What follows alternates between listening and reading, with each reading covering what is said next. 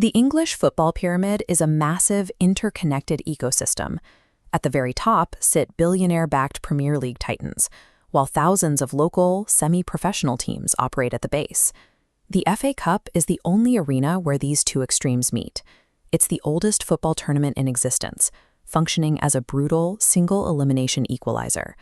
In January 2026, a sixth-tier club named Macclesfield hosted the reigning champions, Crystal Palace. Macclesfield won, 2-1.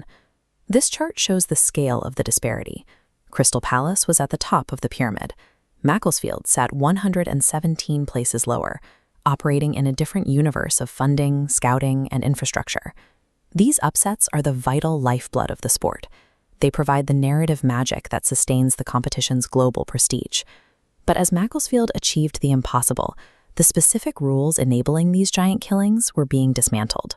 In 2024, the FA and the Premier League agreed to scrap cup replays from the first round onward. Previously, a drawn match forced a second game. Now, matches are decided on the day. The elite clubs argued the change was necessary to clear the calendar. They needed space for an expanded schedule of lucrative European fixtures. The backlash from the lower leagues was immediate. Tranmere's Mark Palios described the deal as a product of the unrestrained march of mammon in football. By prioritizing international schedules of the wealthy, administrators actively threatened the survival of the underdog. To understand the threat, we have to look at how the replay system birthed the archetypal giant killing. In 1972, Southern League minnows Hereford United held top-flight Newcastle to a shock draw. Under the rules, Newcastle was forced into a grueling second match at Hereford's ground. The replay at Edgar Street featured a pitch caked in thick mud. These hostile conditions neutralized Newcastle's technical advantage and leveled the playing field. Ronnie Radford scored a 30-yard screamer to tie the game, sparking a pitch invasion before Hereford eventually secured the win in extra time. This match became the foundation of FA Cup folklore. Without the structural allowance of a replay, this victory, and the official award it inspired, would never have happened. Through the 80s and 90s, the financial gap between the top flight and the lower leagues began to expand rapidly. Even so, underdogs persisted. Wimbledon's Crazy Gang shocked the league champions, Liverpool, to win the 1988 final. In 1992, fourth-tier Wrexham toppled reigning champions Arsenal, proving that these upsets remained a recurring feature of the game. As broadcasting revenues concentrated at the top, a cup replay became a vital socio-economic lifeline for clubs at the bottom of the pyramid. This chart shows typical annual revenue for a non-league club. Operations depend on local gate receipts. When earning a replay, the resulting windfall funds multi-year stadium upgrades.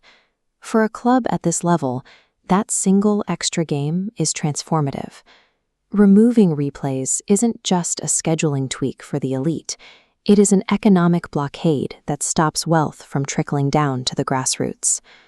Returning to Macclesfield's 2026 victory, we can see the result in its full historical context.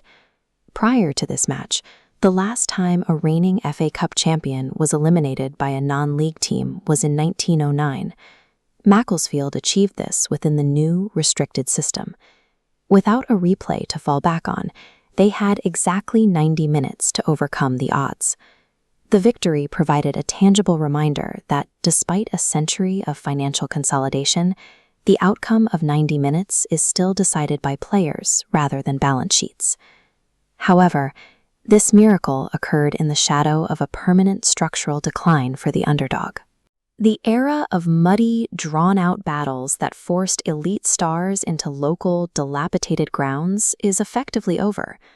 The history written by clubs like Hereford, Wrexham, and Macclesfield proves that the resilience of the underdog is the tournament's one enduring constant.